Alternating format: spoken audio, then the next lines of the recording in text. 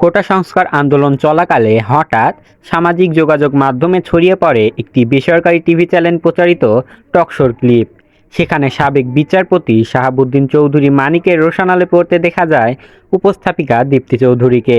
অনুষ্ঠানের অতিথির আক্রমণাত্মক আচরণের মুখে দীপ্তির ধৈর্য ও সহনশীলতা তখন ব্যাপক প্রশংসিত হয়। সম্প্রতি আলোচিত এই উপস্থাপিকাকে নায়িকা হওয়ার প্রস্তাব দিয়েছে দেশের অন্যতম শীর্ষ চলচ্চিত্র প্রযোজনা প্রতিষ্ঠান জাজ মাল্টিমিডিয়া। তবে সে প্রস্তাব ফিরিয়ে দিয়েছেন দীপ্তি চৌধুরী। একটি সংবাদ মাধ্যমের সঙ্গে আলাপে দীপ্তিকে সিনেমার প্রস্তাব দেওয়ার বিষয়টি নিশ্চিত করেন জাজের কর্ণধর আব্দুল আজিজ। তিনি বলেন, নতুন একটি সিনেমার কাজ শুরু করতে যাচ্ছি। ইতিমধ্যে গল্প স্ক্রিপ্ট লেখার কাজ শেষ। সিনেমাটির জন্য নতুন মুখ খুঁজছি।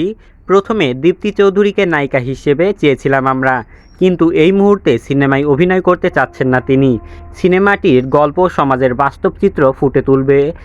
আশা করছি দর্শকদের ভালো লাগবে। আপনাদের কাছে দীপ্তি চৌধুরীর সিনেমার প্রস্তাবটা ফিরিয়ে দেওয়া কেমন লেগেছে? এটি ভালো নাকি খারাপ সেটা অবশ্যই কমেন্ট করে জানাতে ভুলবেন না। ধন্যবাদ জানিয়ে শেষ করছি। খোদা হাফেজ।